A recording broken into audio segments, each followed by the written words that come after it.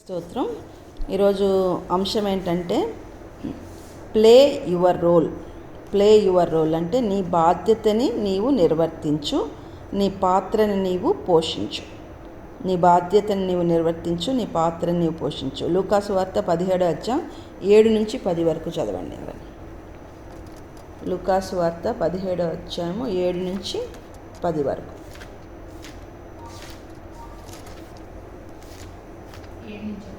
7 నుంచి 10. దున్నువాడు కానీ మేపువాడు కానీ మీలో ఎవరికైనా ఒక దాసుడుండగా వాడు పొలంలో నుంచి వచ్చినప్పుడు నీవు ఇప్పుడే వెళ్ళి భోజనం చేయమని వానితో చెప్పునా చెప్పడు. అంతేకాక నేను భోజనము చేయుటకు ఏమైనను సిద్ధపరచి నడుము కట్టుకొని నేను అన్నపానములు పుచ్చుకొని వరకు నాకు పరిచారం చేయము. అటు తరువాత నీవు అన్నపానములను పుచ్చుకొను. ఆ దాసుడు ఆజ్ఞాపించిన పనులు చేసినందుకు ఆ దాసుడు ఆజ్ఞాపించబడిన పనులు చేసినందుకు వాడు దయచూపబడినని వానిని మెచ్చున. ఎవరు? యజమానుడు మెచ్చున. అటువలే మీరును మీకు ఆజ్ఞాపించబడినవన్నీ చేసిన తరువాత మేము నిష్ప్రయోజకులమైన దాసులము మేము చేయవలసినవే చేసి ఉన్నామని చెప్పుడను. అంటే ఇక్కడ ఒక సందర్భం చెప్తున్నాడు దేవుడు. ఎందుకంటే ఒక యజమానుడికి ఒక పనివాడు ఉన్నాడంట. ఆ పనివాడు పొలం వెళ్ళి పనులన్నీ చేసుకొని వచ్చిన తర్వాత వెళ్ళి భోజనం చేయు నువ్వు అని చెప్పాడు కదా. నీ పనులన్నీ చేసి నాకు కావాల్సినవన్నీ అరేంజ్ చేసి నీ నడుము కట్టుకొని అన్నపానం అన్నీ చేసి నాకు కావాల్సినవన్నీ అరేంజ్ చేసి అప్పుడు నువ్వు అన్నపానాలు పుచ్చుకో అని చెప్తాడు.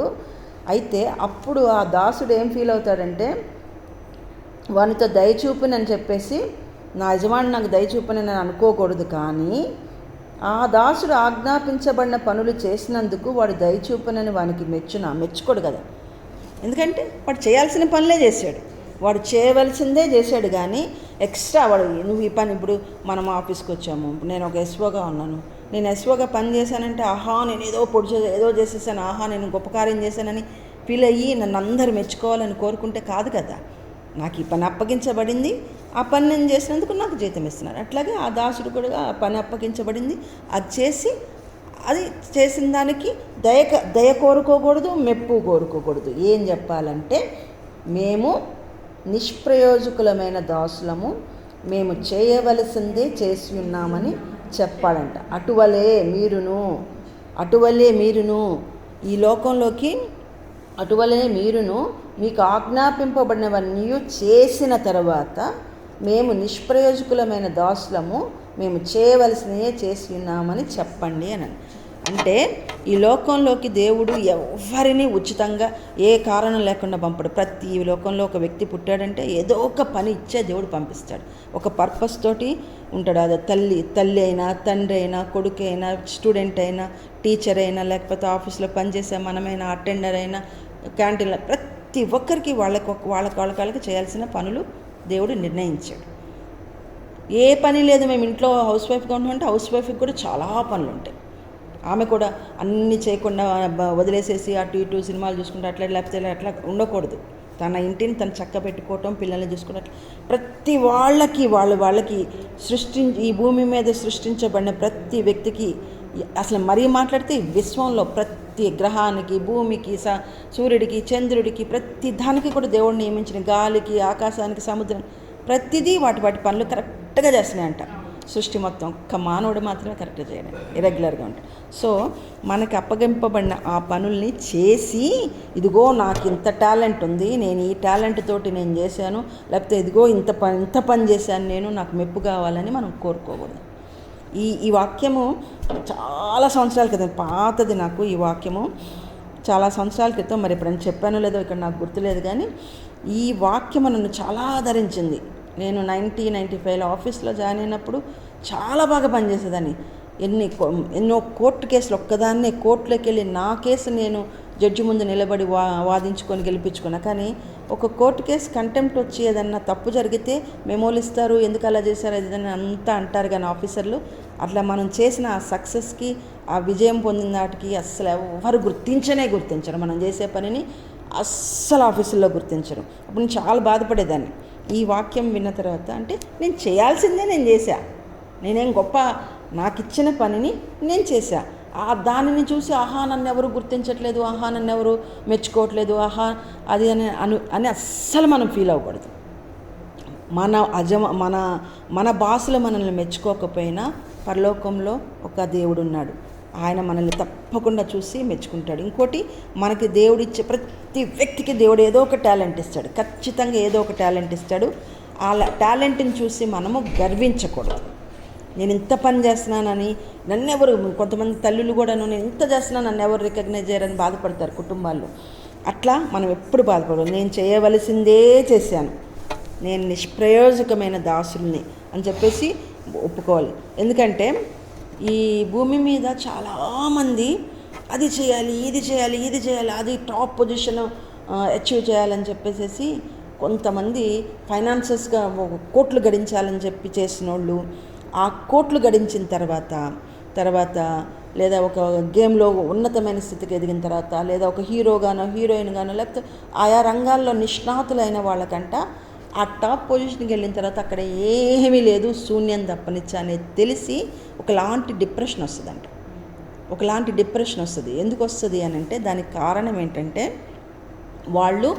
వాళ్ళు సాధించిన ఆ విజయాలకి వాళ్ళే ఘనత తెచ్చుకోవటానికి, వాళ్ళే మహిమ తెచ్చుకోవడానికి ట్రై చేశారు. కాబట్టి చాలామంది, మనము చెప్పుకోవచ్చు లేదా కానీ సినిమా యాక్టర్లు పేర్లు చెప్పొద్దు, కానీ చాలామంది సినిమా యాక్టర్లు అంత టాప్ లెవెల్లో పొజిషన్లో ఉండి కూడా డిప్రెషన్కి లోనయ్యామని చెప్పిన వాళ్ళు ఉన్నారు. క్రికెటర్స్ ఉన్నారు, తర్వాత చాలామంది బిజినెస్ మ్యాన్లు ఆత్మహత్యలు చేసుకొని చనిపోయిన వాళ్ళు ఉన్నారు, బ్యాంకర్స్ ఆత్మహత్యలు చేసుకొని చనిపోయిన. ఎందుకు అని అంటే, మన టాలెంట్కి, మన అచీవ్మెంట్స్కి మనము దేవుణ్ణి జోడించుకోవాలంట. Your talent plus your achievement plus Jesus, then only you will get satisfaction. మన టాలెంట్కి, మన అచీవ్మెంట్స్కి, మన ఎబిలిటీస్కి, మనం సాధించిన ఈ విజయాలన్నిటికీ మనం దేవుడి వల్ల, నా దేవుడు, ఈ సామర్థ్యం నాది కాదు, దేవుడు నాకు ఇచ్చాడు ఈ సామర్థ్యం. ఒకవేళ నేనేమన్నా పెద్దగా ఉన్నానా, సంఘంలో పెద్దగా ఉన్నానా, లేకపోతే కుటుంబంలో పెద్దగా ఉన్నానా, చర్చిలో పాస్టర్గా ఉన్నానా, లేకపోతే చర్చిలో ఎల్డర్గా ఉన్నానా, లేకపోతే ఏదైనా వాక్యం చెప్తున్నాను, లేకపోతే పాటలు పాడుతున్నాను, నువ్వు ఏది చెయ్యు, ఆ సామర్థ్యం నీ సొంతం కాదు. దేవుడు నీకు ఇస్తేనే ఆ సామర్థ్యం వస్తుంది. నువ్వు అది చేయటం కోసం, ఆ పని చేయటం కోసం దేవుడు నిన్ను అక్కడ నుంచోబెట్టాడు. కానీ నువ్వు నీ పేరు తెచ్చుకొని నువ్వు ఏదో పైకి ఎదగాలని కాదు. నేను చాలామందిని హైదరాబాద్లో చూశాను, టాప్ లెవెల్, పేర్లు చెప్పకూడదు కానీ టాప్ లెవెల్ సింగర్స్, దేవుడి పాటలు పాడేవాళ్ళు, నాకు పేరు ఇవ్వలేదు, నన్ను స్టేజ్ మీద పిలవలేదు, నా పేరు చెప్పలేదని పబ్లిక్లో అందరి ముందు అని దిగెళ్ళిపోయిన వాళ్ళు, పాడకుండా పోయిన వాళ్ళు ఉన్నారు. ఈ గిటార్లు వాయించే వాళ్ళు, ప్రతి వాళ్ళకి వాళ్ళు మహిమ తెచ్చుకోవాలన్నప్పుడల్లా వాళ్ళు సాతానుడి పొజిషన్లోకి వెళ్తున్నారు. సాతానుడు కూడా అంతే కదా. దేవుడి కంటే కొంచెం తక్కువ అనిగా చేసి సభాపరం అలా అంత పొజిషన్, లూసిఫర్కి అంత ఘనమైన స్థితినిస్తే, నేను ఇంకా దేవుని పర్వతం మీదకి ఎక్కిపోతానని మనస్సులో అనుకోగానే, ఆ గర్వపు రాగానే దేవుడు అక్కడి నుంచి కిందికి పాతాళానికి తోసివేశాడు. కాబట్టి మనం చేసే ఏ పనిలో కూడా ఇది నా సామర్థ్యం. ఇప్పుడు కొంతమంది పాస్టర్లు ఇవాళ రేపు కార్పొరేట్ పాస్టర్లు వచ్చేసిన తర్వాత, నేను ప్రార్థన చేస్తే ఇలా అయింది, మేము ప్రార్థన చేసే స్వస్థతలు, మేము ప్రార్థన చేసేవి, అది చాలా తప్పు. మనం ఒక సాధనం అంతే. దేవుడు తన చేతిలో యజమానుడు వాడుకొంటకు అర్హమైన పాత్రగా మనల్ని నిలబెట్టాడని కృతజ్ఞతాపూర్వకంగా మనం పనిచేయాలి. కానీ ఆయనకి మహిమ వచ్చే విధంగా పనిచేయాలి. కానీ మన మహిమను చూసుకోకూడదు. 115వ కీర్తనలో ఉంటుంది, మొదటి 2 వచనాలు, మాకు కాదు యెహోవా, మాకు కాదు, నీ కృపా సత్యాలను బట్టి నీకే మహిమ అని. అట్లా మనం ఏ పని చేసినా, మేము నిష్ప్రయోజకులమైన దాసులం దేవా, నీకే మహిమ, ఈ పని నేను చేసి ముగిస్తున్నాను అని దేవుడికి మనము లెక్క ఒప్పజెప్పవలసిన వాడు. అప్పుడు దేవునికి మహిమ కలిగితే దేవుడు మనల్ని టాప్ లెవెల్లో ఉన్నతమైన స్థితిలో ఉంచుతాడు, భూమికి ఉన్నతమైన స్థితిలో నిలబెడతాడు. ప్లస్ మనకి తృప్తిని కూడా ఇస్తాడు, సంతోషాన్ని ఇస్తాడు, సమాధానాన్ని ఇస్తాడు. దేవుణ్ణి పక్కన పెట్టి మనం గర్వించబోయి చూస్తే సాతానులాగా లూసిఫర్లాగా కింద పడిపోతాం.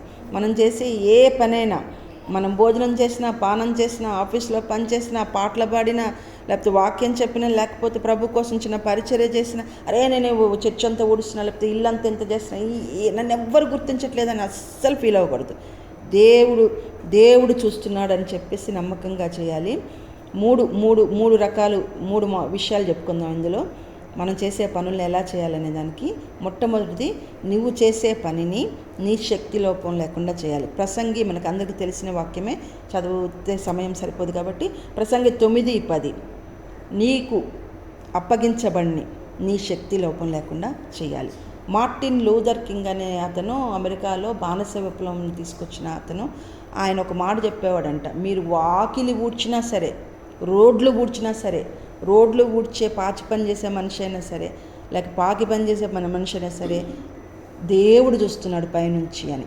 నిన్నెవరో గుర్తించాలని గుర్తింపు కోరుకోకూడదు, మెప్పు కోరుకోకూడదు, ఘనత కోరుకోకూడదు. కానీ ఆ వాకిలి ఊడ్చే పనినైనా సరే దేవుడు చూస్తున్నాడు పైనుంచి అని అద్దంలాగా ఊడ్చండి, అద్దంలాగా శుభ్రం చేయండి.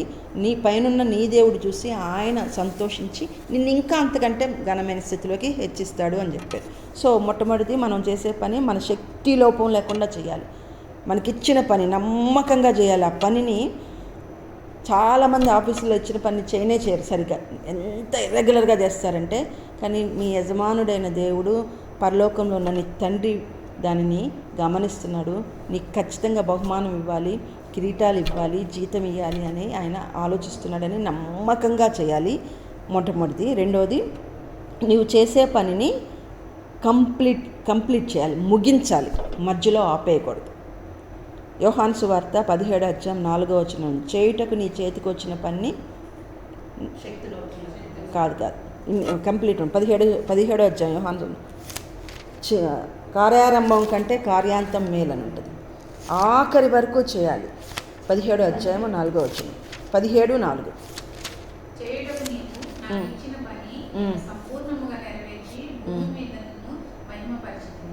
అదే మనము ఏం చేయాలంటే అక్కడ దాసుడు చేసిన పనంతా, యజమాని చెప్పిన పనంతా, తిండి తినకుండా కూడా చెప్పిన పనంతా చేసి, మేము నిష్ప్రయోజకులమైన దాసులు, మేము చేయాల్సిందే చేసాం, మా గొప్పతనం ఏం లేదని ఒప్పుకున్నట్టుగా దేవుడు మనకిచ్చిన పనిని ముగించి ఏం చెప్పాలి?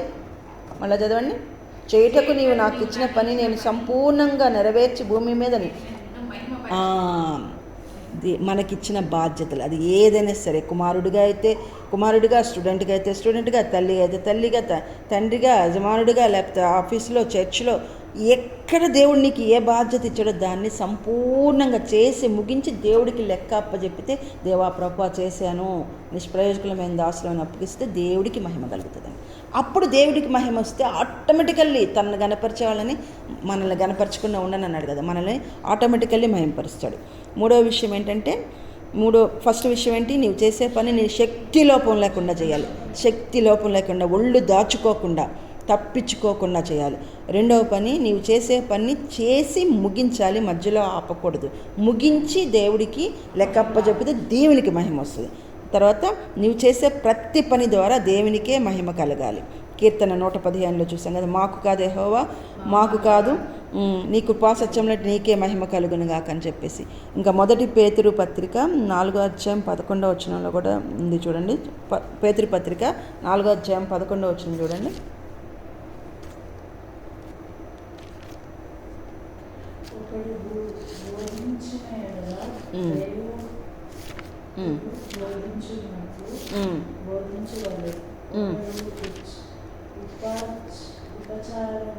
చేసిన ఎడల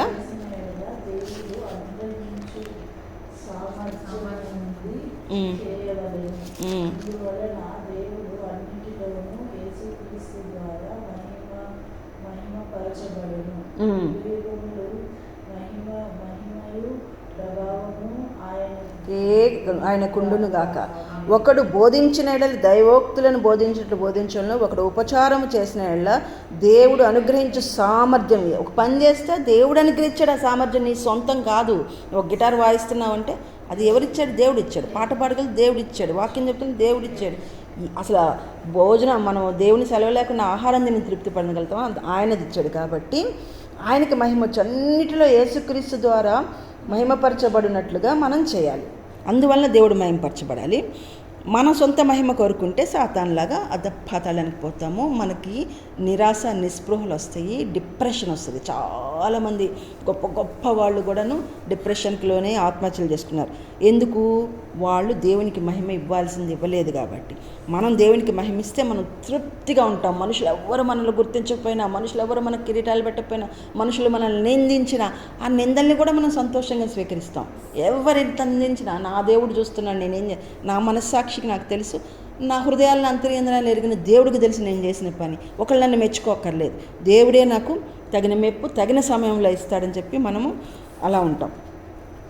చార్లెస్ హడ్సన్ టేలర్ అనే ఒక గొప్ప మిషనరీ అంట చైనాకి వెళ్ళి భయంకరమైన జాతుల మధ్య, నరమాంస భక్షకుల మధ్య సేవ చేశాడంట.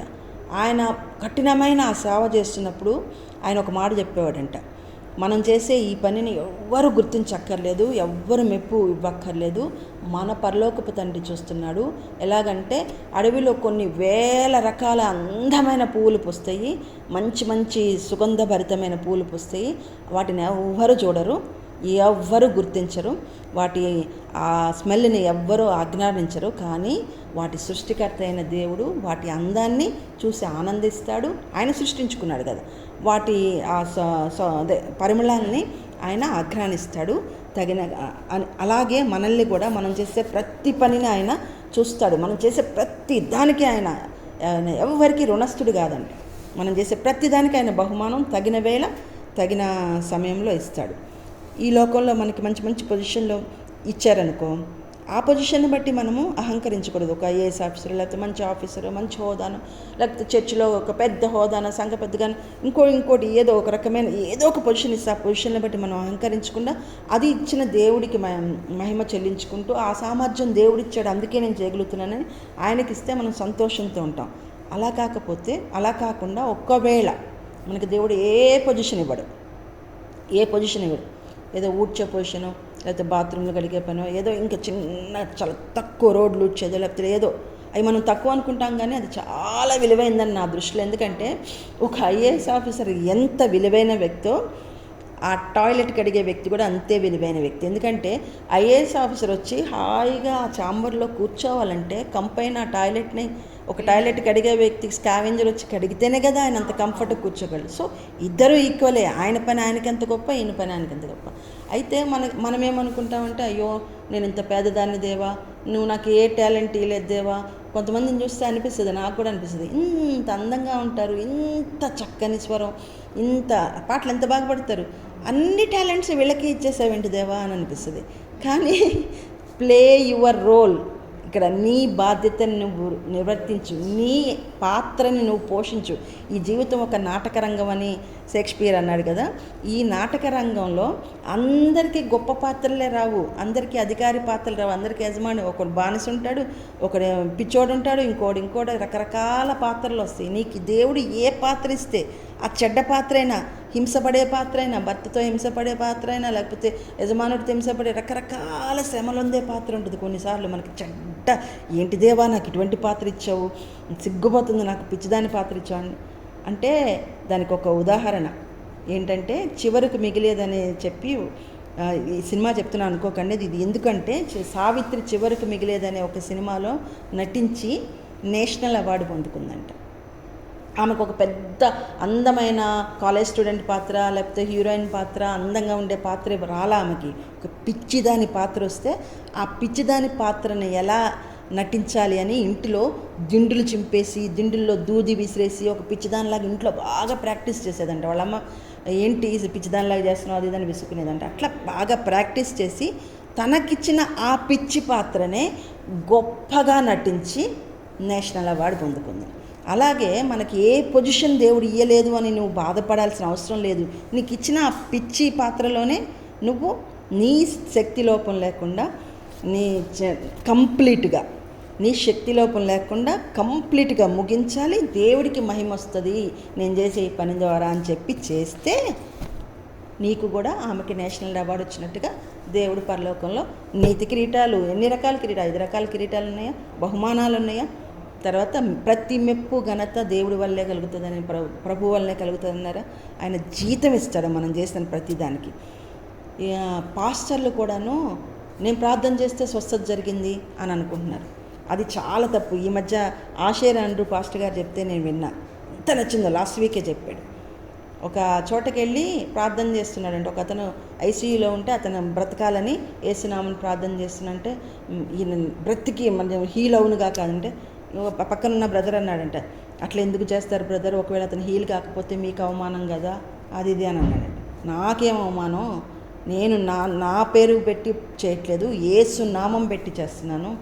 ఆయన నామం బలమైనది, ఆయన నామం అన్నిటికంటే ఘనమైనది, ఆయన నామాన్నే పెట్టి చేశాను కాబట్టి ఆయన నామంలో ఉన్న పవర్ని బట్టి ఆయన హీల్ అవుతాడని చెప్పి నాకు కాదు మహిమ. ఎందుకు ఉదాహరణ ఏంటంటే, ఒక వ్యక్తి గొడ్డలు తీసుకొని ఒక చెట్టును నరుకుతూ ఉన్నాడంటే, ఆ గొడ్డలి ఆహా నేనే కదా ఈ చెట్టును నరుకుతుందని అహంకరిస్తే గొడ్డలి వల్ల కాదు కదా, ఆ గొడ్డల్ని పట్టుకున్న వ్యక్తి వల్ల ఆ చెట్టు నరకబడుతుంది.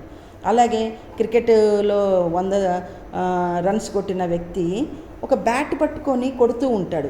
ఆ బ్యాట్ ఆహా నేనే కొట్టాను ఈ రన్స్ అని నేను అనుకుంటే బ్యాట్ కాదు కదా, ఆ వ్యక్తి, ఆ క్రికెటర్ నైపుణ్యంతో ఎప్పుడు ఏది కొట్టాలో అని చూసి దాన్ని ఒక సాధనంగా వాడుకుని చేస్తే కదా అక్కడ అతను విజయం పొందేది. అట్లాగా మనం ఒక సాధనం, యజమానుని చేతిలో అర్హమైన పాత్రగా వాడబడే సాధనాలు మాత్రమే, మనదేమీ లేదు.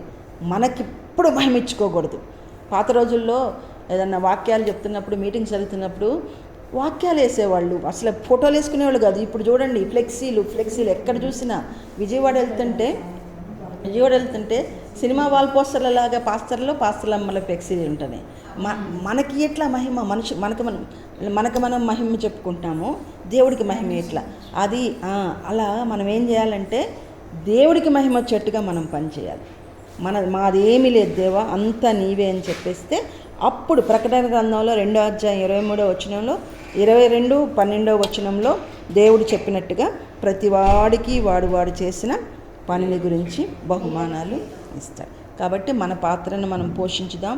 అది ఇంటిలోనైనా, ఆఫీస్లోనైనా, చర్చిలోనైనా. నీ పాత్ర ఏంటి? Play your role. నీ బాధ్యతను నీవు నిర్వర్తించు. నీ పాత్ర, నీకు ఇవ్వబడిన పాత్ర.